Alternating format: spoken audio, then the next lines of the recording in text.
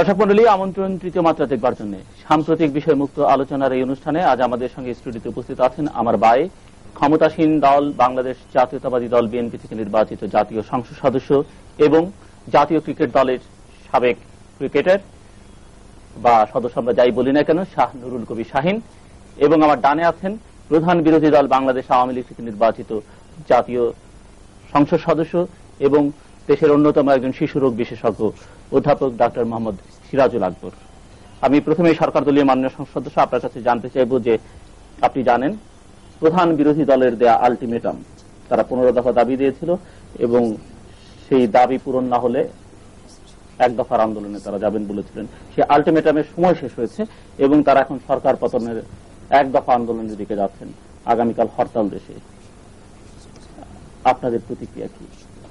আমাদের প্রতিক্রিয়া ইতিমধ্যে আপনারা বিভিন্ন পত্র পত্রিকায় দেখতে পাচ্ছেন যে প্রতিক্রিয়া কি। কারণ বর্তমানে এই দেশের মানুষ এই হরতাল অবরোধ এই ধরনের সংস্কৃতি, যেটা আমরা বলি সংস্কৃতি বলতে পারি, যে এইটা এখন আর আজকালকার জনগণ সেটা পছন্দ করে না।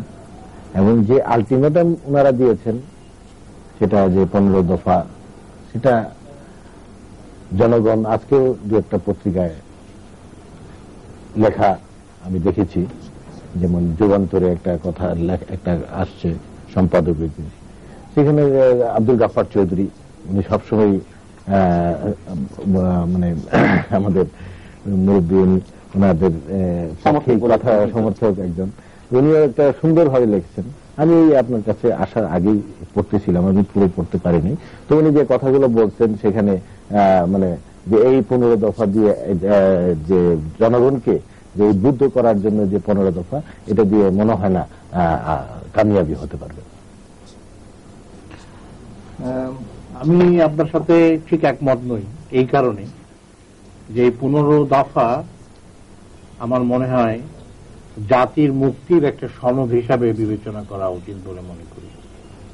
কেননা বিগত নির্বাচনের পরবর্তীকালে 4 দলীয় ঐক্যজোট যে নিরঙ্কুশ সংখ্যাগরিষ্ঠ লাভ করার পরেও সরকার পরিচালনার ক্ষেত্রে এবং বিভিন্ন ক্ষেত্রে যে ব্যর্থতার পরিচয় দিয়েছেন, আমার মনে হয় সেই আলোকে জনসাধারণ আওয়ামী লীগ তথাকথিত মুক্তিযুদ্ধের সপক্ষে শক্তির রাজনৈতিক দলগুলোর প্রতি এই ধরনের একটি প্রোগ্রাম আমার মনে হয় তাদের প্রত্যাশার মধ্যে ছিল বলে মনে করি।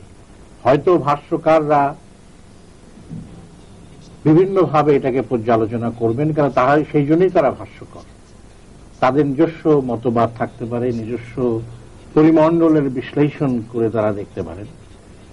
যদিও আব্দুল গাফফার চৌধুরী সাহেবের নাম এখানে উপস্থাপিত করা হয়েছে, তিনি বলতে পারেন মুক্তিযুদ্ধের সপক্ষের শক্তি হিসাবে নিজেকে বিবেচিত করেন এবং সরকারের উচিত ছিল, আমি ব্যক্তিগতভাবে মনে করি, যে সমস্ত বিষয় নিয়ে 15 দফা দাবি উত্থাপিত হয়েছে সেই দাবিগুলোকে পর্যালোচনা করে একটি শ্বেতপত্র বা একটি জবাবমূলক কিছু একটি বক্তব্য রাখা, একদম যে সেটাকে উড়িয়ে দেওয়াটা বোধ হয় আমার মনে হয় এটা একদমই ঠিক হয় নাই। এবং আওয়ামী লীগ সেই জনসভার পরবর্তীকালে যে ঘোষণা দিয়েছে তারপরও বেশ সময় তারা দিয়েছে, কিন্তু সেই সময়ের মধ্যে কিন্তু সরকারের কিছু ব্যবস্থা গ্রহণ করা উচিত ছিল। আমি সেই জন্য মনে করি যে এই আন্দোলনটাই 15 দফা দাবি এবং পরবর্তীতে এক দফার আন্দোলনটি হয়তোবা জনসাধারণের গ্রহণযোগ্যতা পাবে বলে আমি ব্যক্তিগতভাবে। কিন্তু মাননীয় সংসদ সদস্য, আপনি যেটিকে জাতীয় মুক্তি সনদ বলছেন, 33 বছরের যে জাতি তার স্বাধীনতার স্বপ্নগুলো পূরণ করতে পারেনি বলে আপনারাই বলছেন, সেই জাতি একটি দল ক্ষমতায় থেকে এই 15 দফা এই মুক্তি সনদ কিভাবে 1 মাসে বাস্তবায়ন করবে? অত্যন্ত, আপনি যে বক্তব্যটা রেখেছেন এটা অত্যন্ত সুন্দর। হয়তোবা আপনি যদি পর্যালোচনা করেন আওয়ামী লীগ কতদিন সরকারে ছিল আর বিএনপি কতদিন সরকারে ছিল, এবং তাদের কাছে জনসাধারণের যে প্রত্যাশা ছিল সেই প্রত্যাশা পূরণ করার দায় দায়িত্ব কিন্তু সরকারের উপরই বর্তায়। হয়তো 1 মাসের মধ্যে পুরোপুরি সমস্ত বিষয়ে সমস্যার সমাধান হবে এটা প্রত্যাশা যদি নাও করা যায়, তবে সে বিষয়ে যে আলোচনা হতে পারে না, সে বিষয়ে সরকার কি কি পদক্ষেপ গ্রহণ করতে যাচ্ছেন সেগুলোকে জনসাধারণকে অবহিত করা কি দায়িত্ব সরকারের নাই, আমি এই কথা মনে করি। বিকজ সরকারের বিভিন্ন মিডিয়া তাদের কাছে আছে, এই মিডিয়ার মাধ্যমে, পত্রপত্রিকা এবং ইলেকট্রনিক মিডিয়ার মাধ্যমে জনসাধারণকে এই ব্যাপারে আরো সচেতন তারা করতে পারতেন। কিন্তু তারা কিন্তু এই ব্যাপারটাকে নিছক একটা দাবি, যেরকম বিগত আমলে বিশেষ করে পাকিস্তানের সময় জাতির জনক বঙ্গবন্ধু যখন 6 দফা উপস্থাপন করেছিলেন, তখনও কিন্তু এই একই কথা বলা হয়েছিল যে এই 6 দফা বাংলার মানুষ কোনোদিনই গ্রহণ করবে না। কিন্তু পরবর্তীতে দেখা গেল এই 6 দফার উপর ভিত্তি করেই আমাদের স্বাধীনতা, সার্বভৌমত্ব, বাঙালি জাতীয়তাবাদ প্রতিষ্ঠা লাভ করে আমরা একটা স্বাধীন রাষ্ট্র হিসেবে প্রতিষ্ঠা লাভ করেছি।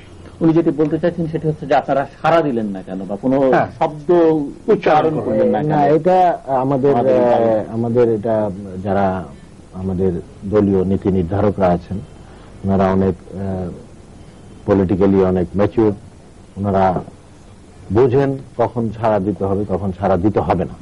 উনি যে কথাটা বললেন যে এই মুক্তিযুদ্ধের পক্ষের আর বিপক্ষের, এই যে একটা কথা উনি বলেছেন, মুক্তিযুদ্ধের পক্ষে বিপক্ষে, আজকে এই বর্তমান 4 দলীয় ঐক্যজোটের সরকার বা বিএনপি যদি আমরা বলি, আপনি দেখেন কতজন মুক্তিযোদ্ধা এই সরকারের মন্ত্রিসভায় আছে, আর বিগত সরকার যখন ক্ষমতায় ছিল কতজন মুক্তিযোদ্ধা ছিল। এই একটা দেশকে আমরা একটা বিভাজনের দিকে এগিয়ে নিচ্ছি যে মুক্তিযুদ্ধের পক্ষে বিপক্ষে কথা বলে, এটা আমার মনে হয় যে কোনো যৌক্তিক কথা না। আর উনি যেটা বললেন যে আওয়ামী লীগ কতদিনই বা ক্ষমতায় ছিল, কেন এই দেশের মানুষ আওয়ামী লীগকে ক্ষমতা দেয় না, আর বারবার কেন এই বিএনপিকে ক্ষমতায় আনে? নিশ্চয়ই মানুষের চাওয়া পাওয়া বিএনপির কাছে, এবং বিএনপি সেটা পূরণ করতে পারে, সেই জন্যই বারবার মানুষ ক্ষমতায় আনে বিএনপিকে। আজকে বিএনপি যে এই আমাদের 32 বছর পার হয়ে 33 বছর স্বাধীনতা চলছে, আমাদের দেশ স্বাধীন হয়েছে, কিন্তু এর ভিতরে যে কয়বারই ক্ষমতায় এসেছে বিএনপি প্রতিবারই জনগণের জন্য কাজ করেছে, জনগণের উন্নয়নের জন্য কাজ করেছে, দেশের জন্য কাজ করেছে, দেশের মঙ্গলের জন্য কাজ করেছে। এই জন্যই বারবার এই বিএনপিকে এই দেশের মানুষ যখনই দেখে যে না, বিএনপি ছাড়া কোনো গঠনতন্ত্র নেই, বিএনপি একমাত্র দল যে দেশের, যিনি এই দেশের এই দলের প্রতিষ্ঠাতা ছিলেন শহীদ রাষ্ট্রপতি জিয়াউর রহমান সাহেব, উনি সমস্ত জাতীয়তাবাদী শক্তিকে একত্রিত করে উনি এই দল বাংলাদেশ জাতীয়তাবাদী তৈরি করেছিলেন, এবং সমস্ত এখানে যারা আছে সবাই জাতীয়তাবাদী বিশ্বাসী এবং জাতিগতভাবে আমরা বাংলাদেশী, এবং আমাদের বাংলাদেশ এই জিনিসটা আমরা ফিল করি। ওনার বক্তব্যের প্রেক্ষিতে আপনার কিছু বলবার আছে? আমার মনে হয় যে কথাটা বলেছেন, যে আমি যদি বিগত বিভিন্ন নির্বাচনকে পর্যালোচনা করি এবং বাংলাদেশ জাতীয়তাবাদী দলের জন্মের ইতিহাস পর্যালোচনা করি, নিশ্চয়ই এ বিষয়ে তার উত্তর কিছুটা পাওয়া যাবে বলে মনে হয়। যে পরবর্তীকালে একটি কুর মাধ্যমে ক্ষমতা গ্রহণ করে বিভিন্ন প্রক্রিয়ার মাধ্যমে কিন্তু বিএনপি কয়েকবার ক্ষমতা এসেছে, একথা কিন্তু আমাদের ভুলে গেলে চলবে না। এবং বিগত আপনি কি বলতে চাচ্ছেন যে কয়েকবার কু করে বিএনপি? একবার, যেটা রাষ্ট্রপতি মানে জিয়াউর রহমানের সময়ে তৎকালীন অবস্থাতে যেটা গণতান্ত্রিকরণ করার বলা হয়, এবং সেখানে কিন্তু একটা কুয়োর মাধ্যমে, একটা ষড়যন্ত্রের মাধ্যমে, একটি সরকার পতনের মাধ্যমে সেখানে কিন্তু ওনারা এসেছেন। পরবর্তীতে মার্শাল ল প্রক্লেমেশন করে বিভিন্ন সংশোধনীর মাধ্যমে যে মুক্তিযুদ্ধের মূল চেতনা আমরা কেন বলছি সেটাকে কিন্তু নস্যাৎ করে, যেটা আমাদের মাগনা কার্টা ছিল সেটাকে পরিবর্তন করে অসাম্প্রদায়িক রাজনীতি, যেটা বাংলাদেশের মূল মন্ত্র ছিল, সেটার জায়গায় কিন্তু কিছুটা পরিবর্তন সাধন করা হয়েছে। এবং পরবর্তীতে 2001 সালের নির্বাচন, এটা সকলেরই জানা যে কি নির্বাচনের মাধ্যমে 4 দলীয় ঐক্যজোট এই নিরঙ্কুশ সংখ্যাগরিষ্ঠতা লাভ করেছে, এ বিষয়ে সকলের মনে প্রচুর দ্বিধাদ্বন্দ্ব এবং এক মেজর পার্টি হিসাবে বাংলাদেশ আওয়ামী লীগ কিন্তু যে ভোট পেয়েছে তার পরিবর্তে কিন্তু সদস্য সংখ্যা আপনারা যদি বিচার বিশ্লেষণ করেন এখানে নিশ্চয়ই আশ্চর্য লাগে। তাই বলতে চাচ্ছি যে নিশ্চয়ই নির্বাচনের মধ্যে একটি স্থূল কারচুপির কারণে এবং একটি ষড়যন্ত্রের মাধ্যমে এই বিগত 2001 সালের নির্বাচনকে ভণ্ডুল করা হয়েছে বলে এখনো আমরা দৃঢ়ভাবে বিশ্বাস করি। আমি একটু উনি ওনার পর্যালোচনা যেটা 75 থেকে করেছেন, শহীদ রাষ্ট্রপতি জিয়া রহমান সাহেব কখনোই কুর মাধ্যমে ক্ষমতায় আসেন নাই। 71 থেকে 75-এ যে বাংলাদেশ আওয়ামী লীগ যখন এদেশের সরকার দেশের দায়িত্বে ছিলেন, এই 3.5 বছরে যে দেশের যে পরিণতি হয়েছিল সেই পরিণতিরই একটা অংশ হচ্ছে 75-এর 15ই আগস্ট। এবং সেই আগস্টে কারা করেছিল? ওনারাই করেছেন, ওনারা নিজেরাই করেছেন। কারণ দেখেন ওই কুর পর যেটা বলতেছেন উনি, সেখানে কে কু করেছে? খন্দকার মোস্তাক আহমেদ। উনি একজন ক্যাবিনেটের ওনার মন্ত্রী ছিলেন, উনি হয়েছিলেন তখন ওনার ক্যাবিনেট গঠন করেছিলেন, রাষ্ট্রপতি হয়েছিলেন। তো ওই উনি যেটা বলতেছেন যে শহীদ রাষ্ট্রপতি জিয়া রহমান সাহেব কখনোই কোর মাধ্যমে আসেননি, উনি সিপাহী জনতার আন্দোলনের মাধ্যমে ওনাকে এই দেশের দায়িত্বভার দেওয়া হয়েছিল, যেটা আপনার 7ই নভেম্বর। সেটা ইতিহাস। কিন্তু আমি আরেকটু কথা বলে নিই যে ওনার এই একটা কথা উনি বলছেন যে এই হলো একটা দিক। আরেকটা যেটা বলছেন যে ওনারা মনে না করতে পারেন, দেশবাসী সেটা মনে করে যে নিরঙ্কুশ, এবং এখানে যে স্থূল কারচুপি বলি। আর এই কিছুদিন আগে আপনার গত বছর আপনারা দেখেছেন যে আমাদের এই ময়মনসিংহে নেত্রকোনায় যে একটা নির্বাচন হয়ে গেল, যে মাননীয় সংসদ সদস্য নুরুল আমিন তালুকদার সাহেব মারা যাওয়ার পরে সেখানে ওনারা এই ধরনের কথা বলেছিলেন যে এই কি ভুতুরে ভূত। অথচ ওনাদেরই ক্যান্ডিডেট রাত্র 10টার সময় বাংলাদেশ টেলিভিশনের সঙ্গে সাক্ষাৎকার দিয়েছেন যে অত্যন্ত সুষ্ঠু, সুন্দর এবং অবাধ নির্বাচন হয়েছে। তা এখন আপনারা কেন্দ্রের থেকে বলবেন একটা জিনিস ঢাকায় বসে থেকে, আর আপনার ক্যান্ডিডেট যিনি ফিল্ডে থেকে ইলেকশন করলো উনি বলতেছে যে অবাধ, সুন্দর, নিরপেক্ষ নির্বাচন হয়েছে। তা এখন আপনি বলেন, শুধু নির্বাচন হলেই তো হবে না, অ্যাপারেন্টলি হয়তো বা নির্বাচনটাকে সুষ্ঠু করে অনেক সময় প্রমাণ করা যায়, কিন্তু ওখানে তো আপনার ক্যান্ডিডেট সার্বক্ষণিক ওখানে ছিলেন এবং আপনাদের সেন্টারে তো ক্যান্ডিডেটের পক্ষে বিচরণ করা সম্ভব হয় না। হ্যাঁ, আপনি ওখানে গিয়েছিলেন কিনা আমি জানি না, এটা আমার পার্শ্ববর্তী থানা। আমি ওখানে সার্বক্ষণিকভাবে ছিলাম এবং আপনাদের দলীয় মাননীয় অনেক সংসদ সদস্য এবং অনেক বড় বড় নেতৃবৃন্দরা ওখানে উপস্থিত ছিলেন এবং এই নির্বাচন মনিটরিং করেছেন ওনারা সরজমিনে।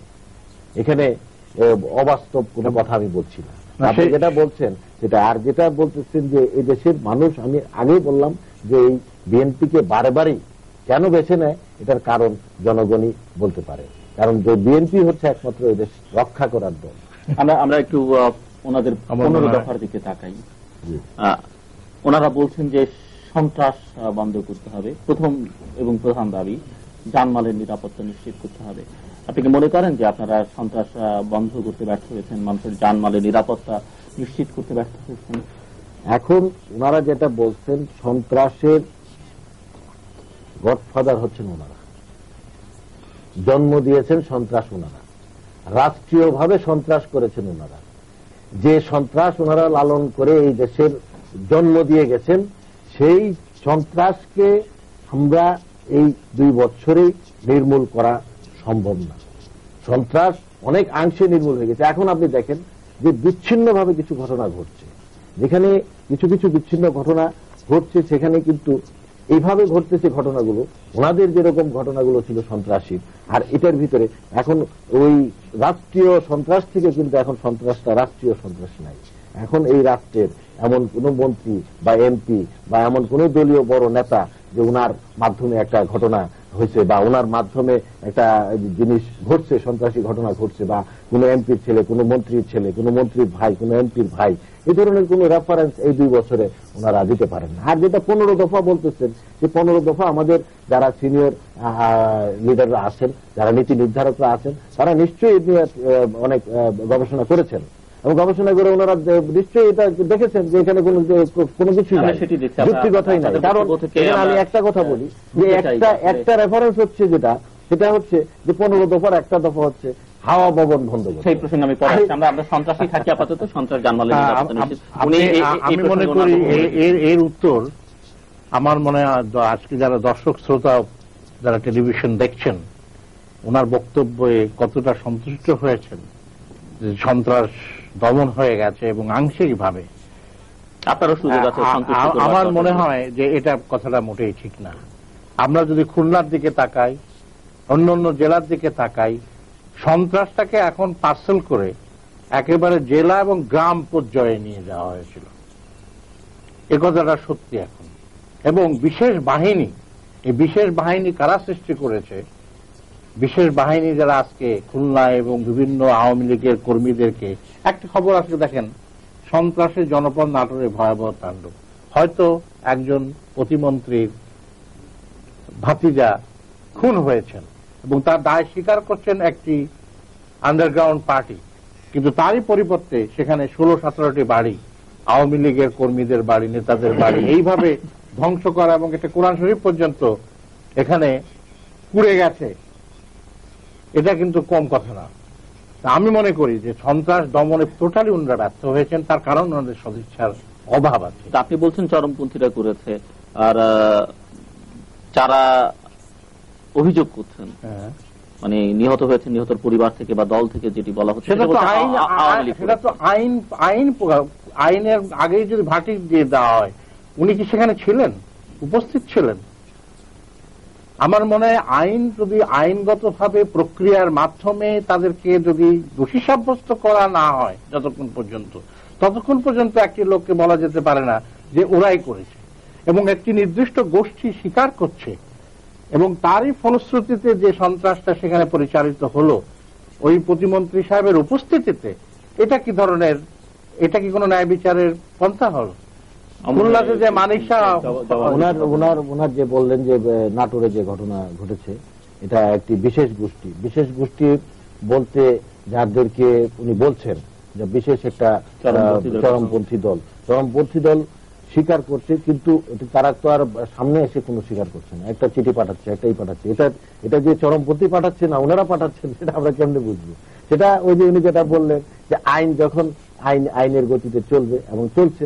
আপনারা দেখেছেন যে এই যে দ্রুত বিচার আইন এই পর্যন্ত এই অল্প কিছু দিনে কতটুক দেশবাসীকে এখন যেটা আপনি বললেন যে এখানে অবশ্যই এখানে মন্ত্রী মহোদয় উপস্থিত ছিলেন না, অবশ্যই ছিলেন না, মানে সেই এলাকায় ছিলেন, এলাকায় থাকতে পারেন কিন্তু অবশ্যই ছিলেন না। এবং আমি আমার সঙ্গে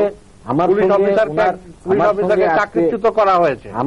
হ্যাঁ, পুলিশের যদি গাফিলতি থাকে, কর্তব্যে অবহেলা থাকে, পুলিশ হলো আপনাদের সরকারি পুলিশ, পুলিশ তো সরকারের না, পুলিশ সব সরকারের, কিন্তু দায়িত্ব অবহেলা হলে সেটা তো বিধানই আছে, তার চাকরির বিধানই আছে, সেখানে তো সাসপেন্ড হবেই।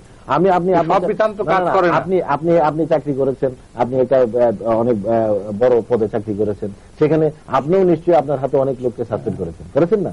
হ্যাঁ, কর্তব্য অবহেলা বা বিভিন্ন কারণ, যেরকম আইজিপি সাহেবকে, আইজিকে সাহেবকে হাইকোর্ট অবমাননা করার জন্য জবাবদিহি করা হলো, পানিশমেন্ট দেওয়া হলো, তারপরেও তো তিনি চাকরিতে বহাল। আপনি দেখেন আজকে এটা তো স্টে করা হয়েছে, স্টের আগে পর্যন্ত না, এটা তো না। আপনি যেহেতু দেশে আইন, প্রচলিত আইন অনুযায়ী আমি তো কেউ আইনের বাইরে না, মানে উনি আইনগত ব্যবস্থা নিয়েছেন। যেদিন ওনাকে হাইকোর্ট রায় দিয়েছে সেদিনই উনি অ্যাপিল করছেন। এই সরকারের অ্যাপিলের রেজাল্ট না আসা পর্যন্ত আমরা পরের দফা যাই। ওনাদের পরের দফা হচ্ছে যে দুর্নীতি বন্ধ করো, জনগণের সম্পদ ফেরত দাও, যার অর্থ হচ্ছে যে জনগণের সম্পদ এখন আপনাদের হাতে, যারা ক্ষমতায় আছেন, এবং হাওয়া ভবন বিলুপ্ত ঘোষণা করে, যেটির কথা আপনি বলছিলেন। হাওয়া ভবন ওনাদের কি মাথা ব্যথার কারণ হল? হাওয়া ভবন এখানে কি করছে? হাওয়া ভবন হচ্ছে একটা পলিটিক্যাল অফিস। এটা আমাদের মাননীয় প্রধানমন্ত্রীর একটা রাজনৈতিক অফিস। এটা তো কোনো এখানে কোনো, হ্যাঁ, এখানে আমরা ওনাদের সময় এটা আমরা ওনারা যখন দেশের ক্ষমতায় ছিলেন, দায়িত্বে ছিলেন, তখনই এটা করা হয়েছে। এখন এটা একটা রাজনৈতিক, এখানে রাজনৈতিক কর্মকাণ্ড চলে। এখন এটা একটা হাস্যকর কথা, হাওয়া ভবন বন্ধ করে। হাওয়া ভবনে কি, হাওয়া ভবন তো হচ্ছে রাজনৈতিক কর্মকাণ্ড চালানো। এখন আমাদের মাননীয় প্রধানমন্ত্রীর জ্যেষ্ঠ পুত্র আপনার জনাব তারেক রহমান সাহেব এখন আমাদের পার্টির সিনিয়র যুগ্ম মহাসচিব।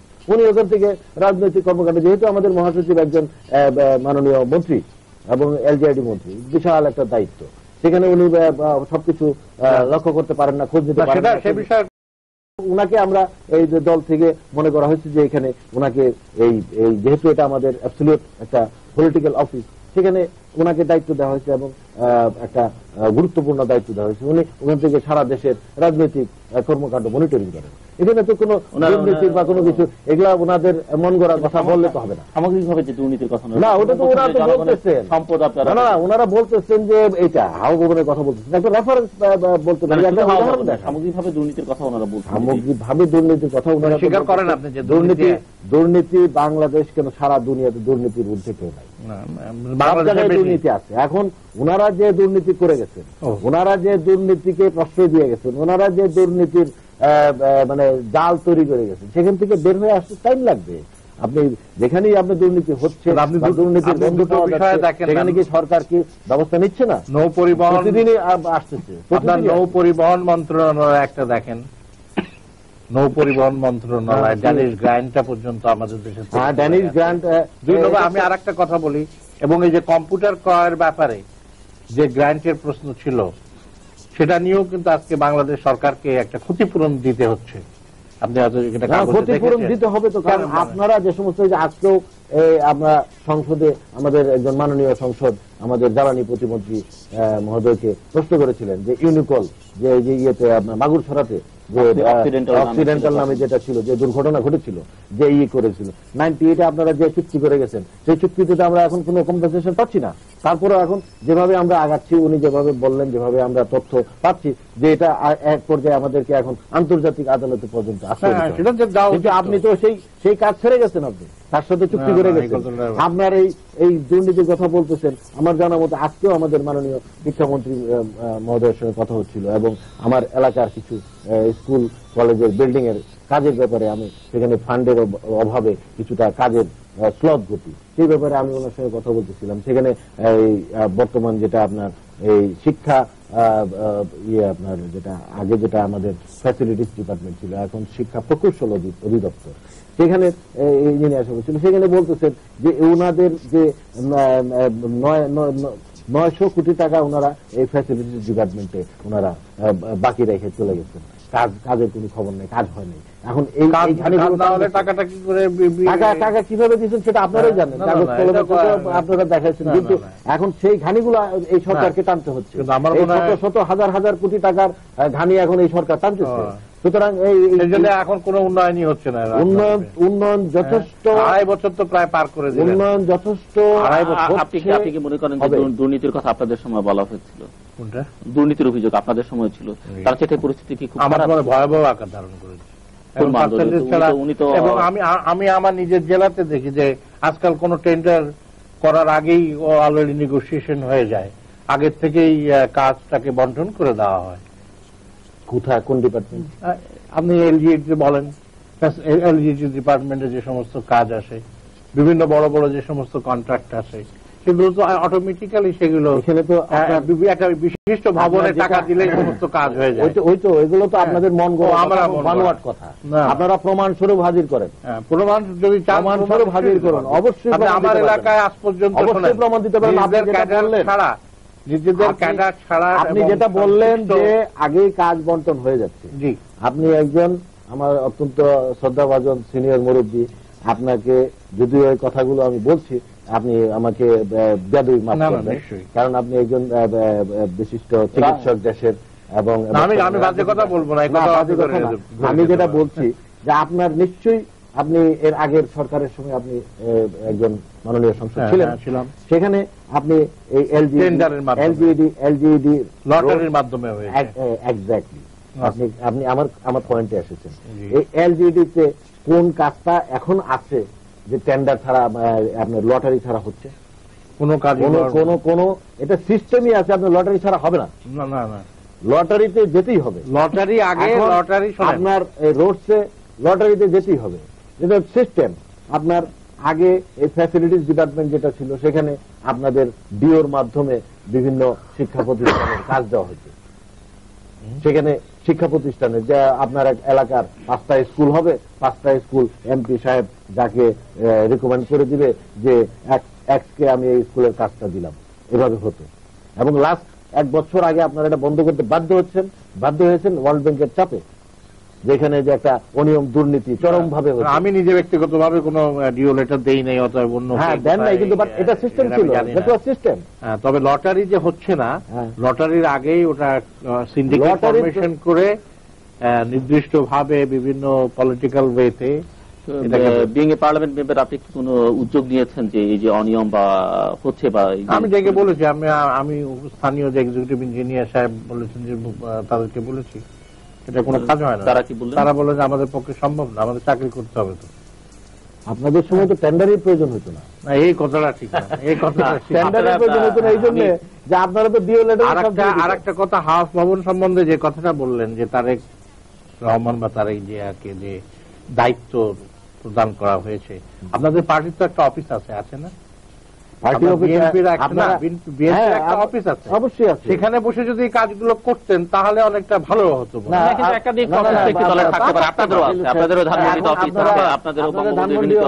এখন আপনারা বঙ্গবন্ধু এভিনিউতে আপনাদের অফিস আছে, আপনারা ধানমন্ডিতে আবার এই হাওয়া ভবনের মতো ভবন বানাইলেন কেন? ওখানে আপনারা এই কম্পিউটার বসাইছেন কেন? ওখানে 4-5 জনকে দায়িত্ব দিচ্ছেন কেন?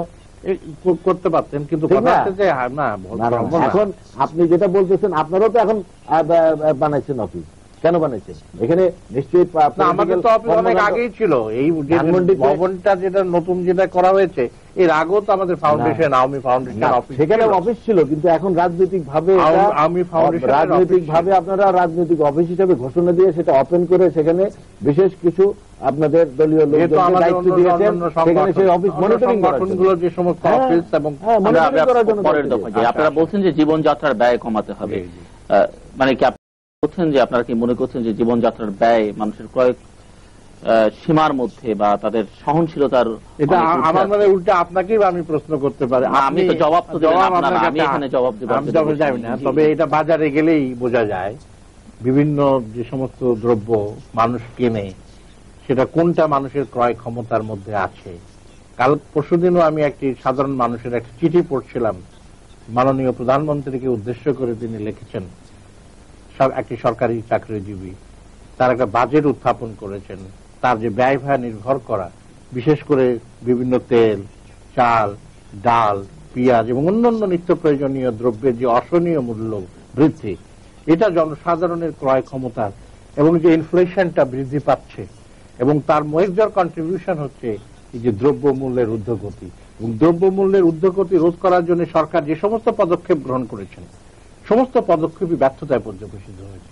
বিশেষ করে গত রমজানের সময় অনেকগুলো শুল্ক ছাড় দিয়েছিলেন, এবং মাননীয় কমার্স মন্ত্রী তিনি স্বীকার করতে বাধ্য হয়েছেন যে ওই সমস্ত ছাড় দেওয়াতে জনসাধারণের কোনো লাভ হয় নাই, ওই সমস্ত আমদানিকারক যারা, তারাই কিন্তু বৃহত্তর ক্ষেত্রে তারাই লাভবান হয়েছেন। আমার মনে হয় যদি সুদূর প্রসারী একটি দিক নির্দেশনা থাকতো, তাহলে এই কাজটা অনেক আগে করলে হয়তো সাধারণ মানুষের ক্রয় ক্ষমতা। আজকে 100 টাকা 110 টাকা গরুর গোশতের দাম, এবং বিভিন্ন দ্রব্য, সয়াবিন তেলের দাম কত, যে সয়াবিন তেলের বিগত 5 বছর 35 টাকার বেশি লিটার কিন্তু ওঠে নাই, এখন 52 টাকা। নিশ্চয় এটা আমাদের দেশের মানুষের ক্রয় ক্ষমতার মধ্যে এটা নাই। আপনি যেটা বললেন যে ক্রয় ক্ষমতার বাহিরে, এটা ঠিক না। আপনার সারা এই সয়াবিন তেল আমাদের দেশে তৈরি হয় না, ইম্পোর্ট করে। এখন ওয়ার্ল্ড ওয়াইড আপনারা যখন সরকার চালিয়েছেন, আপনারা কোনো অর্থনৈতিকভাবে দেশকে পঙ্গু করার কোনো কিছু বাদ রাখেন নাই। যে রিজার্ভ ফান্ড আপনার, যে গত 96 সনে এই বিএনপি আপনার প্রায় 300 কোটি মার্কিন ডলার প্রায় রেখে গিয়েছিল, সেখান থেকে আপনারা 1.6 crore নামিয়ে গেছে। জি, সেখানে আপনারা এই সারা ওয়ার্ল্ড ওয়াইড যদি তেলের দাম বাড়ে, সারা ওয়ার্ল্ড ওয়াইড যদি চিনির দাম বাড়ে, সারা ওয়ার্ল্ড ওয়াইড যদি নিত্য প্রয়োজনীয় জিনিসপত্রের দাম বাড়ে, আপনি গরুর গোশের কথা বলছেন, গরুর গোশ আমার মনে পড়ে যে ছোটবেলায় আমি যখন ওই বাজারে যেতাম ছোটবেলায় স্কুল লাইফে বাবার সঙ্গে, তখন এই 2 টাকা 2.5 টাকা সে গরুর গোশ, আপনি হয়তো আরো কম খেয়েছেন, তাই না? সেটা তো বাড়তে বাড়তে এখন সেটা তো মানুষের লিভিং স্ট্যান্ডার্ড, মানুষের ক্রয় ক্ষমতা সবকিছুই দিন দিন বাড়তেছে। আমাদের তখন মানুষ ছিল এই দেশে 7.5 কোটি, এখন হচ্ছে প্রায় 14 কোটি। সেই অনুপাতে তো আমাদের এই দেশ তো আর আমাদের বাড়ে নাই, আমাদের সম্পদ তো আর বাড়ে নাই। আমাদের যা আছে, আমাদের এই কৃষি নির্ভর এই দেশ, এই দেশের কৃষক যারা আছেন তাদেরকে তো আপনার টিকিয়ে রাখতে হবে। কৃষককে তার কৃষকের পণ্যের সঠিক মূল্য দিতে হবে। সঠিক মূল্য, একজন কৃষক যদি 1 মণ ধান করতে তার যদি 200 টাকা খরচ হয়, এই ধান যদি 160 টাকা বিক্রি করতে হয়। মাননীয় সংসদ সদস্য, যে কৃষক একটি পণ্য যে মূল্যে বিক্রি করছেন, বাজারে কিন্তু কিনছে আমরা তার থেকে অনেক 10 গুণ বেশি। মানে আপনি কি বলছেন যে এই যে বেশি দামে বিক্রয়ের মধ্য থেকে এর সঙ্গে আমি আপনার এর সঙ্গে আমি এই কৃষকের যে যেখানে ক্ষতিগ্রস্ত হচ্ছে এর সঙ্গে আমি একমত। কৃষকের যে ক্ষতিগ্রস্ত হচ্ছে এর সঙ্গে আমি একমত। আপনার এই রমজানের সময় যে জিনিসগুলো আমাদের নিত্য প্রয়োজনীয়, বিশেষ করে ইফতারের সময় আমরা যে জিনিসগুলো বেশি আমরা খাই বা খাওয়া দাওয়া করি, সেটার সঙ্গে আমাদের পেঁয়াজ লাগে, তেল লাগে, বেগুন লাগে, ডাল লাগে, এই সমস্ত জিনিসের যে বেগুনের মূল্য রোজার সময় সারা রোজাই আমার এলাকাতে আপনার 14 টাকা 16 টাকা কেজি ছিল, কিন্তু ঢাকাতে 30-35 টাকা কেজি। এখানে একটা স্বার্থান্বেষী মহল এই ধরনের একটা কর্মকাণ্ড করে। আপনি এই জিনিসের জন্যই আজকে সরকার চিন্তা ভাবনা করেছেন ঢাকাতে সরকারিভাবে 4-4টি মার্কেট করার জন্য, যেখানে সরাসরি কৃষকরা তাদের পণ্য বিক্রি করতে পারবে এবং সঠিক মূল্য পাবে। এটা 4টে মার্কেটিং করেন না 10টা মার্কেটিং করেন, বিভিন্ন ঘাটে ঘাটে যদি চাঁদা দিতে হয় তাহলে কোনোদিনই কৃষক তার ন্যায্য মূল্য পাবে না। আমন ধান সংগ্রহ বলেন, আউশ বলেন, কোথাও কোনো ঘাটে আপনারা বলতেছেন চাঁদা দিতে হয়, আমরা দিতে হয়, আপনারা বলতেছেন, কিন্তু চাঁদা আপনারা জেগে যদি ঘুমান তাহলে কি করা যাবে? আপনার কথার সাথে আমি দ্বিমত করছি না। চাঁদা দিতে হয়, চাঁদা যে দিচ্ছে না এটাও আমি বলবো, এটাও আমি বলবো, কিন্তু দাম বাড়ছে। চাঁদা তো কম বেশি কিছু কিছু দিচ্ছে, কিন্তু যে চাঁদার পরিমাণ যেটা দিচ্ছে, যেটা কিছু কিছু আমাদের এই যেটা বলতেছেন যে এটা হচ্ছে, অতীতেও হয়েছে। আপনাদের সময় তো ওই ট্রাকই ঢাকায় পৌঁছতে পারে, তা এখন যে চাঁদার ব্যাপারটা বলতে পারে নাই, ট্রাক ঢাকায় না, দ্রব্যমূল্য আপনাদের সময় আপনারা 60 টাকা কেজি পেঁয়াজ খেয়েছেন এই দেশে, সে কয়দিনের জন্য, যে কয়দিনের জন্য আপনারা 60 টাকা লবণ খাইয়েছেন না, 60 টাকা লবণ দেশের মানুষ খায় নাই। পরের প্রসঙ্গে যে আপনারা বলছেন যে দেশে গণতন্ত্র, মানবাধিকার, বাক স্বাধীনতা এবং আইনের শাসনকে নিশ্চিত করতে হবে, আপনাকে মনে করছেন যে এগুলো দেশে নেই, এবং আপনারা যখন ছিলেন তখন এগুলো ছিল কিনা? এটা আমি মনে করি যেটা বাংলাদেশে গণতান্ত্রিক চেতনাকে যদি প্রতিষ্ঠা লাভ করতে হয় তাহলে মত প্রকাশের এবং ভোটাধিকার প্রয়োগের স্বাধীনতাকে নিশ্চিত করতে হবে। আমি একটি দলকে ভোট দিয়েছি বলে সেই বিপক্ষ দলের দ্বারা নিগৃহীত হব, প্রশাসনিকভাবে অত্যাচারিত হব, আমি ন্যায় বিচার পাবো না, কোর্টে কেস করতে পারবো না, হাসপাতালে ভর্তি হলেও সেই ক্যাডার বাহিনী বা প্রশাসনিকভাবে আমাকে ডিসচার্জ করা হবে, এটাই কিন্তু মানবাধিকার লঙ্ঘনের একটি জ্বলন্ত, এবং গণতন্ত্র কোনো সময় পরিপুষ্ট লাভ করবে না যতদিন পর্যন্ত বিরোধী দলকে তার বক্তব্য প্রকাশের স্বাধীনতাকে আমরা যদি না দেই। গণতন্ত্র মানেই হচ্ছে সহনশীলতা, গণতন্ত্র মানেই হচ্ছে অন্য দলের মতবাদের সাথে সমঝোতা না করতে পারলেও তাদের বক্তব্যকে সুষ্ঠুভাবে যাতে শুনে সেই আঙ্গিকে দেশ পরিচালনার ক্ষেত্রে ব্যবস্থা গ্রহণ করা, তাই না? আর মানবাধিকার লঙ্ঘিত তো প্রতিটি ক্ষেত্রে। আজকে দেখেন কত খুনের আসামি বলা হচ্ছে তারা নাকি আওয়ামী লীগের আমলে দলীয় কর্মী হিসাবে তাদেরকে মিথ্যা কেস দেওয়া হয়েছিল। বিভিন্ন যশোরে যে শামসুর রহমান হত্যার মামলা, চার্জশিটের আসামি তাদেরকে পর্যন্ত ছেড়ে দেওয়া হয়েছে আবার নতুন করে রিইনভেস্টিগেট করার জন্য। তার ফলে আজকে দেখেন যে সাংবাদিকরা কিভাবে নিগৃহীত হচ্ছে, তারা মালিকসায় পরিণত হচ্ছে প্রতিনিয়ত প্রতি ক্ষেত্রে। এই যে সাংবাদিক হত্যা, এবং বিশেষ করে যারা বস্তুনিষ্ঠ সাংবাদিকতা করেন তাদের জীবনে কিন্তু কোনো নিশ্চয়তা আজকে নাই। আজকের কাগজও আছে, যে আজকের কাগজে এই যে জনকণ্ঠে এই যে সাংবাদিক যিনি নাটোরের এই ঘটনাটাকে উপস্থাপন করেছেন, তিনি ভীষণভাবে প্রভাবিত হয়েছেন বিএনপির দলীয় অঙ্গ সংগঠনের দলের লোক, এবং এই জন্য কিন্তু মাননীয় মন্ত্রী তাকে আমি ধন্যবাদ জানাই, যিনি নাকি দুঃখ প্রকাশ করেছেন। এটা অত্যন্ত এই যে আপনি গণতন্ত্রের কথা বললেন, আমাদের দলের যারা আছেন সিনিয়র মন্ত্রী বা এমপি বা অন্যান্য দলের নেতা কর্মীরা আছেন, এতে বিশ্বাসী। উনি দুঃখ প্রকাশ করেছেন যে এরকম একজন সাংবাদিককে যে যদি উনি দুঃখ প্রকাশ করে থাকেন তাহলে তো এটাই তো গণতন্ত্র।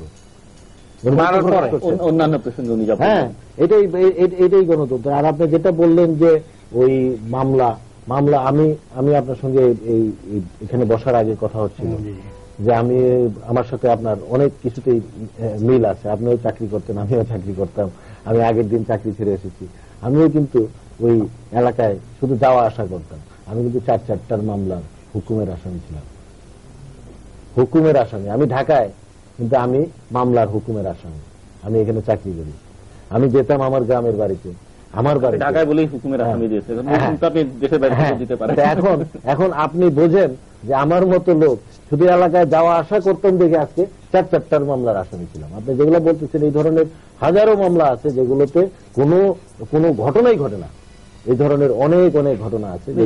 বিরোধী দলকে নির্যাতন করা হচ্ছে, বিরোধী দলকে সাংবাদিককে তো আমাদের সরকার কোন নির্যাতন, একটু আগে বললেন যে মাননীয় মন্ত্রী মহোদয় দুঃখ প্রকাশ করছেন, এটা তো একটা ওনার উদারতা। এবং এখানে উনি এইটা ঘটনার আগেই বোধহয় ওনার এটাকে প্রিভেন্ট করা উচিত ছিল।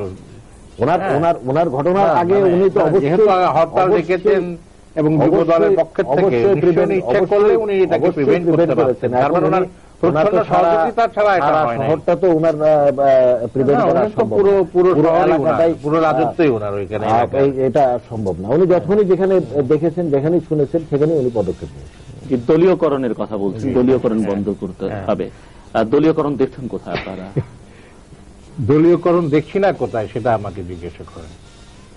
আজকে দেখেন হাইকোর্টের এবং ওনারা তো বলছেন যে আপনারা আমরা দলীয়করণ করেছি কিনা সেটা আজকে এই মুহূর্তে যদি স্পেসিফিক এক্সাম্পলস দিতে হয় তাহলে দেখতে পারবো যে বিভিন্ন পুলিশ প্রশাসনে, বিভিন্ন আইন মন্ত্রণালয়, বিভিন্ন সেক্রেটারিয়েটে সেক্রেটারি নিয়োগে, এবং ওনারা তো চ্যাম্পিয়ন হয়েছেন যে মানে চাকরির বয়স শেষ হওয়ার পরও এক্সটেনশনে বিএনপি একটা নজির সৃষ্টি করেছেন। এবং যে একটি ধারা ছিল যে শুধুমাত্র মানে প্রেসিডেন্টের 4টা বা 6টা বোধহয়, আমি ঠিক এক্স্যাক্টলি জানি না, সেটাকে পর্যন্ত উঠে ফেলে দিয়ে এখন বোধহয় না হলো 56-57 জন সেক্রেটারি বোধহয় তারা মানে এক্সটেনশনে চুক্তিভিত্তিক, এবং বিভিন্ন সেই চুক্তিভিত্তিক হলো বিভিন্ন ক্ষেত্রে যারা তাদের কাজটাকে ভালোভাবে কাজটা আদায় করে দিতে পারে, এবং ওনাদের নির্দেশ অনুসারে প্রশাসনকে এবং যে জায়গায় তাকে প্রজেক্টিং দেওয়া হবে সেই ব্যবস্থাতে তাদেরকে যাতে রাখা যেতে পারে। আমার মনে হয় এই দলীয়করণে বাংলাদেশে, এবং দেখেন আমি বঙ্গবন্ধু মেডিকেল বিশ্ববিদ্যালয়ের কথা বলছি, আমি যেহেতু ডাক্তার, শিশু হাসপাতালে আমি দেখেছি যে দলীয়করণের চরম নজির। বঙ্গবন্ধু মেডিকেল বিশ্ববিদ্যালয়ে সমস্ত লোককে যারা আগে অ্যাপয়েন্টমেন্ট দিয়েছিল সমস্তকে ওএসডি করা হয়েছে, এবং নতুন বিনা পরীক্ষায় প্রায় 600। আগে বলেছেন কোথায় দেখছেন না, সর্বত্রই আছে। দেখি না, উনি যেটা বলতেছেন উনি দেখেছেন, কিন্তু প্রমাণ দিতে পারবেন না। প্রমাণ দিতে পারবেন না। পরীক্ষা ছাড়া একটা সরকারি প্রতিষ্ঠানে লোক নিয়োগ হতে পারে, এটা তো আমার মনে হয় যে এটা কোনো গ্রহণযোগ্য কথা বলে মনে হয় না। উনি দলীয়করণের কথা বলতেছেন, পরীক্ষা ছাড়া এই ধরনের কিছু হয় না। আমি একটু রেফারেন্স আনতে চাই যে আমি আমাদের এই ময়মনসিংহ এগ্রিকালচার ইউনিভার্সিটির একজন সাধারণ সিন্ডিকেট সদস্য। সেখানে আপনার ওনাদের পিরিয়ড শেষ হওয়ার আগে দেখা গেছে যে আপনার 30 জন পোস্ট খালি আছে, সেই জায়গায় 90 জনের প্রমোশন দিয়ে দেওয়া হয়েছে। ওনাদের সময় হ্যাঁ, লাস্ট এরকম। আর উনি যেটা বলতেছেন যে সচিবদের ব্যাপারে যে চ্যাম্পিয়ন হয়ে গেছে বিএনপি সরকার, ওনাদের হিসাবটা একটু উনি চিন্তা করে দেখেছেন কতজনকে এক্সটেনশন দিয়েছেন। আর এক্সটেনশনটা তো দেশের প্রয়োজনে। একজন সচিব, আজকে উনি একজন শিশু বিশেষজ্ঞ, উনি একসময় একজন ডক্টর ছিলেন, তাই না? এখান থেকে লেখাপড়া করে ওনার অভিজ্ঞতা দিয়ে ওনার সবকিছু কাজে লাগিয়ে ওনাকে আজকে বিশেষজ্ঞ বলে আমরা ডাকি, ঠিক না? এখন ওনার অনেক জুনিয়র আছেন, অনেকেই আছেন, অনেক শিশু বিশেষজ্ঞ বা অনেক শিশু বিশেষজ্ঞ, জুনিয়র বিশেষজ্ঞ ওনার কাছে পরামর্শ নেবেন, এটাই স্বাভাবিক। এখন দেশ পরিচালনার ক্ষেত্রে দেশকে সুষ্ঠু সুন্দরভাবে পরিচালিত করতে হলে যে ওনাদের যে অভিজ্ঞতাটা, যে সচিব যারা এক্সটেনশন পাচ্ছেন তাদের যে অভিজ্ঞতাটা, তাদের যে এই বিভিন্ন কর্মে যে দক্ষতা, সেই দক্ষতাকে কাজে লাগানোর জন্যই তাদেরকে এক্সটেনশন দেওয়া হচ্ছে। এবং এটা আপনি দেখবেন যে বর্তমান সরকার একটা আইনের মতোই করে ফেলেছেন যে 2 বারের বেশি কাউকে আর এক্সটেনশন দেওয়া যাবে না, কারণ যারা আছেন তাদেরকে নিচের থেকে। আপনি এক্সটেনশনের ব্যাপারে যে কথাটা বলছেন, এক্সটেনশন দিলে যে সমস্যাটা সৃষ্টি হয় তার নিচেই যারা থাকে বিভিন্ন ক্যাডার, যেরকম বিসিএস অ্যাডমিনিস্ট্রেশন ক্যাডারে যে সমস্ত লোকগুলো থাকে বা অন্যান্য ক্যাডারে যায়, তাদের কিন্তু প্রমোশনের স্কোপটা কিন্তু কমে যায়। হ্যাঁ, এবং একজন সেক্রেটারি বা একজন বিশেষজ্ঞ বা যে যাই হোক না কেন, সেই তখন সাকসেসফুল হবে তখন তার নিজের নিচে অধস্তন যে সমস্ত কর্মকর্তা থাকবেন তাদেরকে শিখিয়ে তার উপযুক্ত করে নেওয়া, সেখানে কিন্তু সার্থকতা। যেরকম আমি শিশু হসপিটালের পরিচালক ছিলাম, প্রফেসর ছিলাম, আমার সার্থকতা সেখানে যে আমি চলে যাওয়ার পরেও আমার যে সমস্ত নিচে লেভেলের অ্যাসোসিয়েট প্রফেসর ছিল তাদেরকে মান এমন পর্যায়ে পৌঁছে দেওয়া যে আমার অবর্তমানে তারা সঠিকভাবে তার কাজটাকে চালিয়ে নেওয়া যায়। আমি মনে করি প্রশাসনের কর্মকর্তাদেরও ঠিক সেই ধরনের মানসিকতা থাকা উচিত। কিন্তু এটা বিশেষ ক্ষেত্রে হঠাৎ করে যদি আপনি প্রশাসনে এই ধরনের চুক্তিভিত্তিক নিয়ম বেশি দেন, তাহলে জুনিয়র যারা থাকে, যারা প্রমোশনের প্রত্যাশী, তারা কিন্তু সেক্রেটারি কয়টা, এবং নিচের লেভেলে কিন্তু এত বেশি অফিসার্স আছে যে অনেকে হয়তো টিওনো হিসাবে বা senior scale section officer, assistant secretary হিসাবেই তার জিন্দেগি শেষ হয়ে যাবে বা ডিএস হিসাবেই শেষ হয়ে যাবে। অর্থাৎ তার প্রমোশনের স্কোপটা তো কমে যাবে। অর্থাৎ মেধা প্রজ্ঞা যত দরকার, খালি অভিজ্ঞতার সাথে সাথে কিছু মেধাবী লোকও তো আছে নিচের লেভেলে, তাদেরকে তো আমাদেরকে উপরে নিয়ে যাওয়ার ব্যবস্থা করতে হবে। বর্তমান সরকার, এই জন্য আমি বলছি যে আমার মনে হয় প্রমোশন, যেটা চাকরিতে আমাদের প্রমোশন পদোন্নতি প্রক্রিয়া এই সরকার চালু করেছেন এবং একটা মার্ক ধরে দিয়েছেন যে এই পরিমাণ মার্ক, তার এশিয়ার, তার দক্ষতা, তার অভিজ্ঞতা সবকিছু কাজে লাগিয়ে তাকে প্রমোশন দেওয়া হবে। এবং এই জন্যই এই গ্যাপটা সৃষ্টি হয়েছে এবং দেখা যাবে যে আগামী বছর থেকে আপনার এই গ্যাপ থাকবে না। ওই জুনিয়র যারা আছেন তারা দেখবেন এই প্রক্রিয়ায় দেখবেন যে যারা আসলেই ট্যালেন্ট, আসলেই দক্ষ, তারা বের হয়ে আসবে। এর পরের দফাটি হচ্ছে যে কৃষি উপকরণের দাম কমানো এবং ফসলের ন্যায্য দাম দেওয়া, যেটি সরকার দলীয় মাননীয় সংসদ সদস্য বলেছেন যে এটি আসলে এখনো কৃষকরা পাচ্ছে না, তবে এর জন্য ওনাদের উদ্যোগ আছে। আপনি কি উদ্যোগে সন্তুষ্ট? কৃষি উপকরণের দাম কমানো আজকেও কাগজে আছে যে বিভিন্ন এলাকায় যে সারের কৃত্রিম সংকটের সৃষ্টির মাধ্যমে কৃষির যে সারের দাম বৃদ্ধি পাচ্ছে, যেটা কৃষকদের ক্রয় ক্ষমতার অনেক বাইরে চলে গেছে, এবং অন্যান্য যে সমস্ত পদক্ষেপ গ্রহণ করেছেন এর ফলে কিন্তু কৃষকরা ন্যায্য মূল্য থেকে বঞ্চিত হচ্ছে। আপনি বিভিন্ন সময় দেখবেন যে আমরা যে আমন প্রকিউরমেন্ট করা হয় এবং এই যে বড় প্রকিউরমেন্ট করা হয়, এগুলো সবসময় সরকার ব্যর্থ হন। তার মানে সরকার যদি ন্যায্য মূল্যে সঠিক সময়ে সঠিকভাবে, আমাদের দেশের কৃষিজীবী মানুষ যারা, তাদের প্রধান সমস্যা হচ্ছে মূলধনের। যখন তারা প্রোডাকশন করে তখন কিন্তু তারা জিনিসটাকে ঘরে ধরে রাখতে পারে না। তো সরকার যদি ন্যায্য মূল্যে, কিন্তু দেখা গেছে যে বর্তমান বিএনপি সরকারের সময় এই মধ্যস্বত্বভোগীরা এই মালগুলোকে ক্রয় করে কোন কোন ক্ষেত্রে গুদামে দিচ্ছে, এর ফলে কিন্তু কৃষকরা ন্যায্য মূল্য থেকে বঞ্চিত হচ্ছে। এবং কৃষক উপকরণের যে ভর্তুকি যদি বৃদ্ধি করা হয় এবং লোনের ব্যবস্থা যদি আরো সুন্দরভাবে করা হয়। আজকে দেখেন যে একটি কৃষক ৩,০০০ বা ৬,০০০ টাকা ঋণ নিলেও তারা কিন্তু সার্টিফিকেট কেসে জর্জরিত হচ্ছে। কিন্তু আরো অনেক বিরাট বিরাট লোক আছে যারা কিন্তু খুব ধরাছোঁয়ার বাইরেও তারা থেকে যান। আমি মনে করি যে সুষ্ঠু কৃষি নীতির মাধ্যমে এবং একটি সহমর্মী সরকার যে কৃষকের বন্ধু হিসাবে দেশ পরিচালনা করবেন, তার দ্বারাই মনে হয় এই কৃষকদের ন্যায্য মূল্য এবং তাদের অর্থনৈতিক উন্নয়ন সম্ভব বলে আমি মনে করি। আপনি অত্যন্ত গুরুত্বপূর্ণ কথা বলেছেন যে কৃষকরা এবছর বা গত বছর কি ধানের কি দাম পাচ্ছে, বর্তমান ধানের বাজার কি। কৃষকরা অত্যন্ত খুশি যে তাদের কষ্ট বেড়ে গেছে, ধানের যে দাম তারা ন্যায্য মূল্য পাচ্ছে। একজন কৃষক তার সারা বছর বা সারা এই যখন একটা ফসল উৎপাদন করে তার সর্বস্ব দিয়ে চেষ্টা করে উৎপাদন যত সম্ভব বৃদ্ধি করার জন্য। আর যখন উনি এটা মার্কেটিং করতে যান তখন যে যদি উনি এটা সঠিক ন্যায্য মূল্য না পান তখন তার মতো ব্যতীত আর কেউ হওয়ার কথা না। কিন্তু এবছর আপনি দেখেন, গত বছরও দেখেন যে কৃষকরা অত্যন্ত খুশি তাদের ধানের ন্যায্য মূল্য পাচ্ছে। আপনার কথা আপনি সেটা মার্কেটে দেখেন, আমার কথা না, মার্কেটে দেখেন আপনি কৃষক, আপনার এলাকার কৃষকরাও আছে এখন, আপনার এলাকার কৃষকরা এই কথাগুলো শুনবে আপনার এলাকার কৃষকরা এই কথা শুনবে। আপনি যদি আমার সাথে দ্বিমত করেন তাহলে এতে কৃষকরা আপনার উপর রাগ করতে পারে। পরবর্তী প্রশ্ন সেটি হচ্ছে, আপনারা বলছেন যে বঙ্গবন্ধু হত্যা মামলার রায় কার্যকর করতে হবে, জেল হত্যার বিচার করতে হবে। এটি তো আপনারাই আপনাদের সময় শেষ করে দিতে পারতেন আইনি প্রক্রিয়ার, যেটি ওনারা বলছেন যেটি আইনি প্রক্রিয়াধীন আছে, উচ্চ আদালতে আছে, আপনারা আইনজীবীর নাম দেননি, শেষ পর্যন্ত আপনারা নাম দিয়েছেন, ওনারা এখন এটি সেটা তো বোধহয় আমার মনে হয় জেল হত্যার বিচারের ব্যাপারে আইনজীবীর প্রসঙ্গ। বঙ্গবন্ধু হত্যার ব্যাপারে বোধহয় সেরকম কোনই নাই। সেখানে বোধহয় জাজের অ্যাপয়েন্টমেন্টটাতে জাজেস, অ্যাপিলেট ডিভিশনের জাজের, এবং যার মধ্যে যারা প্রমোশন পেয়েছে তাদের মধ্যে কেউ কেউ এই মামলায় বিব্রত বোধ করেছেন। এবং যেহেতু তারা বিব্রত বোধ করেছেন তারা তো আর এই বিচারটা করতে পারেন না।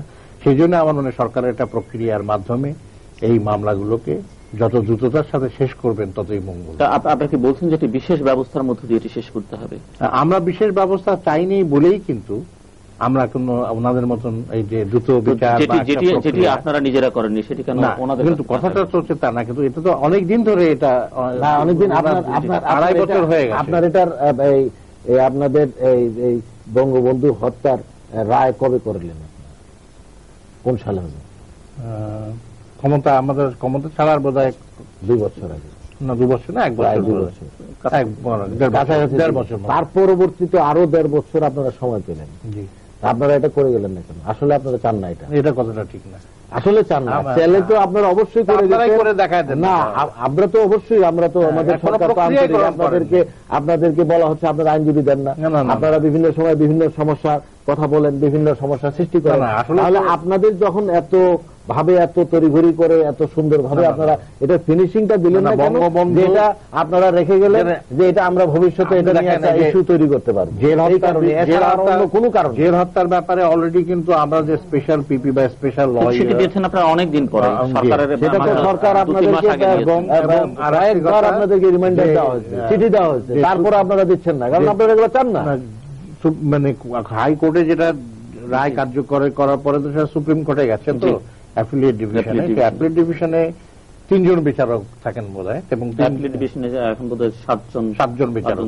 তার মধ্যে নিশ্চয়ই যারা বিব্রত হন না বা এমন কোন বিব্রতকর ব্যক্তিকে না দিয়ে যদি এই কাজগুলো দ্রুত করে দেয়, বিব্রত তো সব আপনাদের সময় হলো না, তাই সেজন্য মানে বিব্রত যখন আপনারা সরকারে ছিলেন তখনই তো সব বিচারক বৃন্দরা বিব্রত হলে যে আমি তাদেরকে জোর করে রিমুভ করে দেবো, রিমুভ করার তো কোনো সুযোগ নাই এখানে। বিব্রত যে কোনো কারণে আইন অনুযায়ী কনস্টিটিউশনে আছে, করবেন কিনা, কিন্তু আপনারা এটা করেন নাই কেন? আপনি এটা আমাকে বলেন, আপনারা করে যান নাই কেন? আমরা করি নাই। আপনারা 21 বছর পর ক্ষমতায় আমরা করে যাই, এটা বলছেন যে এটা আমাদের 1 নম্বর ইস্যু, যে আমাদের এই হত্যার বিচার করতেই হবে, বিচার করতে গিয়ে আপনারা বিচার করলেন, বিচার করে এটা শেষ না করে রেখে গেলেন যে আমরা ভবিষ্যতে এটাকে আন্দোলন সংগ্রাম করতে চেষ্টা করব। এগুলো এখন বলে লাভ নাই। বাংলাদেশের মানুষ, এই দেশের মানুষ এগুলো এখন সবকিছু বোঝে। বাংলাদেশের ভোটার অনেক সচেতন। বাংলাদেশে এখন আমি আপনাকে যাই কিছু বললেই কিন্তু মানুষ এখন এটার একটা জলজান্ত প্রমাণ হচ্ছে আপনার 2001 সালের 1 অক্টোবরের নির্বাচন, যে এই দেশের মানুষ আর আগের মতো সেই অসচেতন নাই, এখন যথেষ্ট সচেতন। আপনি যা বলবেন হুট করে বললেই যে জনগণ সেটা নিবে। আপনারা 15 দফা দিচ্ছেন, আপনার গফফর চৌধুরী সাহেব আজকে বলছেন এই 15 দফা দিয়ে কিছু হবে না, এই 15 দফা দিয়ে জনগণ এটা গ্রহণ করবে না, জনগণ এটা খাবে না। আপনি বলছেন যে হরতাল করব না, আর আপনি বলতেছেন এখন হরতাল করব। মিথ্যা মামলা প্রত্যাহার করতে হবে, জেল জুলুম বন্ধ করতে হবে। ওনারাও যে আপনারা বলেন প্রায়শই যে ওনারা 70,000 মামলা প্রত্যাহার করেছে, কেউ বলছেন 26,000, তো সেটি ওনারা মিথ্যা বলে প্রত্যাহার করেছেন। যেটি বিচারাধীন আছে যেটা শোনেন, এখন কথা হচ্ছে যে মিথ্যা মামলা প্রত্যাহার করার কথা। ওনারা যদি 700 মামলা ক্ষমতায় যে বাদ দিয়ে থাকেন, তাহলে যে প্রক্রিয়াটা আবারও হবে। সেই জন্য আমার মনে হয় যাতে মিথ্যা মামলাগুলো যেগুলো করেছেন সেগুলো যৌক্তিক আছে, এখন আপনাদের তো করে দিন না, এই কথা না। সেই মামলা যেগুলো ছিল যৌক্তিক থাকবে, এটা বিচারের মাধ্যমে হোক।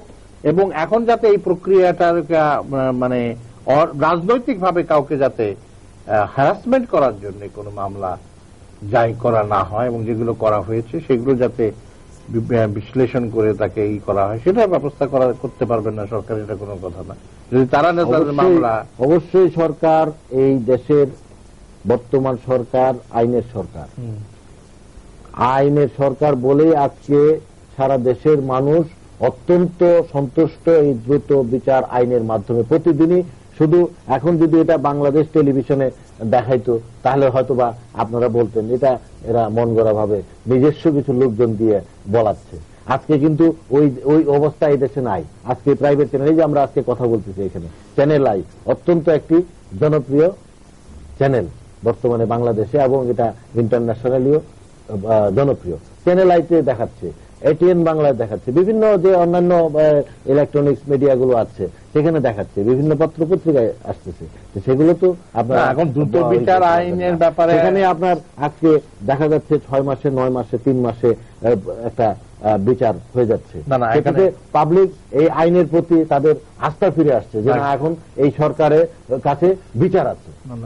আপনি যে কথাটা বলেছেন এটাও যেরকম ঠিক, এবং এই যে দ্রুত আইনে কোনটা বিচার হবে না হবে সেটাও কিন্তু অনেক সময় রাজনৈতিক ভাবে এটাকে নির্ধারণ করা হয়। যে সমস্ত অপরাধ মিডিয়া বেশি কভার করে, ইলেকট্রনিক মিডিয়াতে বেশি চাঞ্চল্য সৃষ্টি করে, সেগুলো কিন্তু নিভৃতে যে সমস্ত আপনি যে কথাটা বলতে চাচ্ছেন আমি বুঝতে পারছি, আপনার সাথে আমি এখানে একমত হব যে আপনি যেটা বলতে যাচ্ছেন যে অযথা যাচ্ছে কাউকে হয়রানি না করা, এবং এটা আপনি নিশ্চিত বলতে পারেন বা দেখতে পারেন, আপনার নিজস্ব একটা এলাকা আছে সেখানে দেখতে পারেন যে অযথা আসলে কাউকে হয়রানি করা হচ্ছে। আমাদের সময় প্রায় শেষ হয়েছে, আমরা 15টার মধ্যে 8টি দফা নিয়ে আলোচনা করলাম, বাকিগুলো আগামী দিনের জন্য রইল। হরতাল ডেকেছেন আপনারা, হরতালের রাজনীতি আজকের বাংলাদেশ যে জায়গায় এসে দাঁড়িয়েছে সেখানে কতটা যৌক্তিক বাংলাদেশের উন্নয়ন অগ্রগতির স্বার্থে? না, এখন কথা হচ্ছে যে আপনি যে কথাটা বলেছেন হরতালের রাজনীতি কতটা যৌক্তিক, হরতালের রাজনীতি এমন একটি পর্যায়ে গেলে আমাদেরকে হরতাল দিতে হচ্ছে যার অল্টারনেটিভ আর কোনো ব্যবস্থা, যেগুলো কেননা গণতান্ত্রিক ব্যবস্থায় কিন্তু হরতাল একটি নির্ধারিত একটি প্রক্রিয়া, যে হরতালে একদিনে 400 কোটি টাকা দেশের অর্থনীতি, এর থেকেও অনেক বেশি। দেখেন আজকে দেখেন যে ইভেন যে জুয়েলার্সরা তারাও হরতাল করতেছে নির্দিষ্টভাবে, বিভিন্ন জেলাতে আজকে বন্ধ হয়ে যাচ্ছে বিভিন্ন ঘটনার পরিপ্রেক্ষিতে। এখন জাতীয় ইস্যুতে হরতাল দেওয়া হয়েছে, এবং আমার মনে হয় এটাকে যদি আলোচনার মাধ্যমে আপনি আজকে এই হরতাল করতেছেন, আজকে আপনাদের সমস্ত পর্যায়ে আমরা আজকে চিঠি দিয়েছি। উনি জিল্লুর সাহেব বলেছেন যে আমি একজন প্রাক্তন ক্রিকেটার এবং বর্তমান ক্রিকেটের সঙ্গে, বাংলাদেশ ক্রিকেটের সঙ্গে আমি জড়িত। আমাদের প্রত্যেকটা আপনাদের পর্যায়ে চিঠি দেওয়া হয়েছে, যে আজকে এই 12 তারিখে আপনারা হরতাল দিয়েছেন, এই আজকে আগামীকাল এই আমাদের গত এই কি বলে আগামী 12 তারিখ থেকে আমাদের বিভিন্ন প্র্যাকটিস ম্যাচগুলো শুরু হচ্ছে। আন্ডার-19 ওয়ার্ল্ড কাপ, একটা বিশ্বকাপ হচ্ছে, এই সময়ে আপনারা এভাবে হরতাল ডেকে দেশের ভাবমূর্তি যে ক্ষুণ্ণ করছেন এবং আপনারা যে দেশের মঙ্গল চান না, দেশের ভালো চান না, অতীতের মতো অতীতে যেভাবে নির্বাচনের পরে আপনারা বিভিন্ন দেশে বিদেশে প্রচার করেছেন যে এদেশে সাহায্য দেওয়া যাবে না, এদেশে তালেবানে ভরে গেছে, এদেশে কোনো আইন শৃঙ্খলা নাই,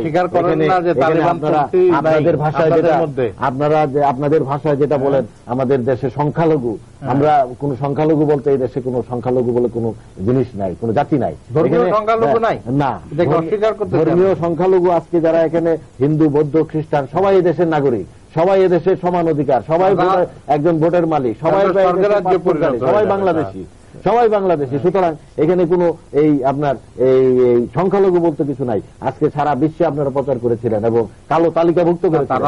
আজকে আমেরিকা বুঝতে পেরে আজকে কালো তালিকাভুক্ত থেকে আমাদেরকে মুক্তি দেওয়ার কথা বলছেন তারা। আজকে এই রাজনীতি আপনাদের বন্ধ করতে হবে। এই রাজনীতি দিয়ে এদেশের জনগণ এই রাজনীতি আর গ্রহণ করবে না, এই রাজনীতি দিয়ে আপনারা আর অগ্রসর হতে পারবেন না।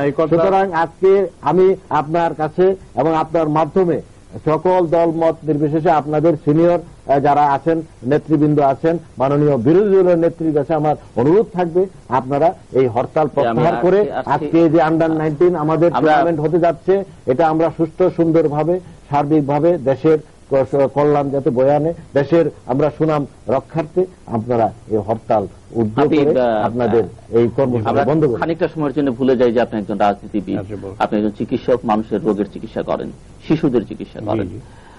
আমাদের রাজনীতিতে যে রোগ ঢুকেছে বা রাষ্ট্র পরিচালনার ক্ষেত্রে যে রোগ আছে, ওনারা সরকার পরিচালনার সময় হোক কিংবা আপনারা যখন করেছেন তখন, এর চিকিৎসা কিভাবে হতে পারে বলে মনে করেন? আপনি সময় খুব শেষ, এটা বোধহয় আমার মনে হয় বিভিন্ন সবাই বলছি বিভিন্ন ফোরামে দেখা যাচ্ছে যে এই ধরনের একটি বক্তব্য সব জায়গায় বিভিন্নভাবে উত্থাপিত হচ্ছে এবং এর জন্য বোধহয় ন্যাশনাল কনসেনসাস, জাতীয় ঐক্যমত আমাদের দরকার।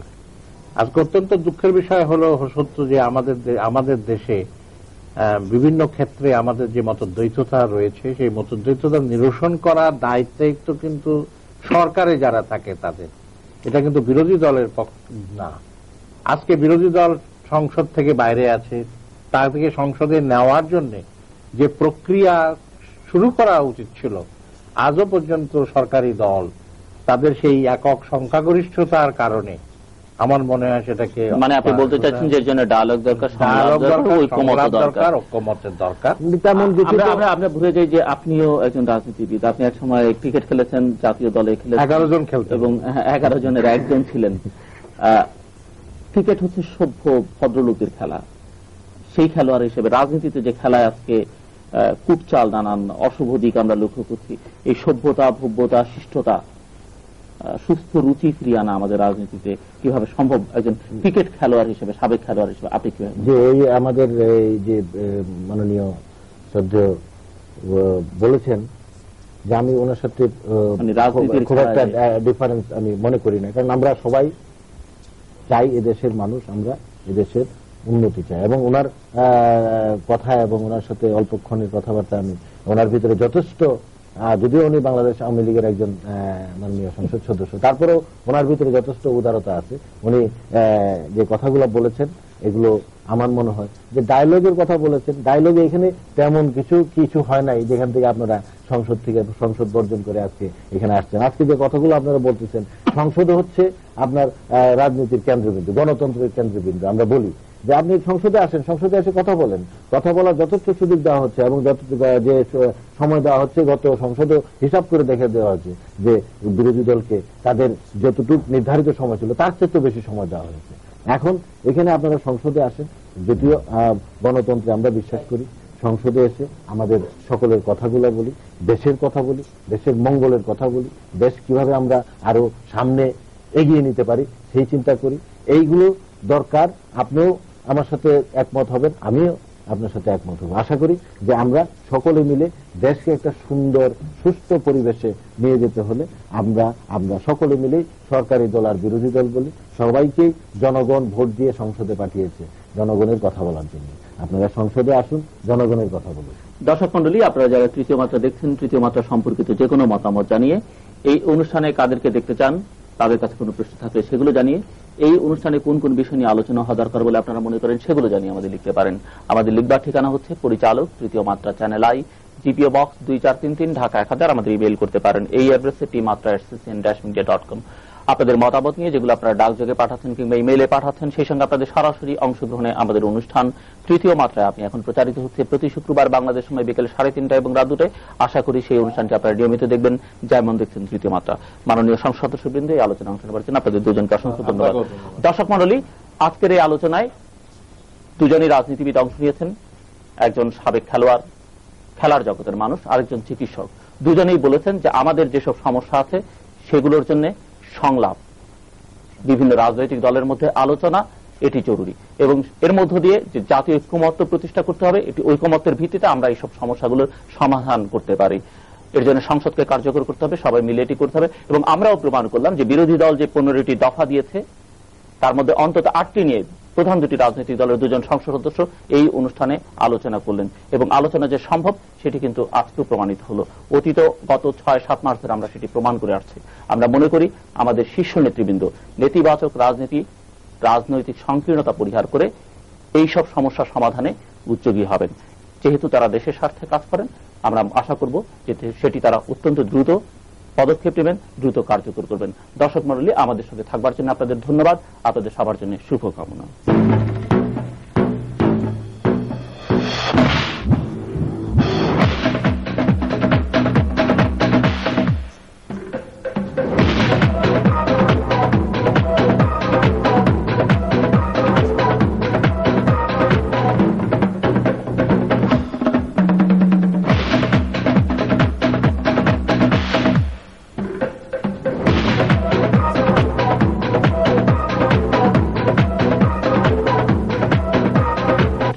দেখেছি বুকের মাঝে সকাল বিকাল সাঁঝে, ও প্রেয়সী আনছি তোমার জন্য, তোমায় নিয়ে উড়াল দেব,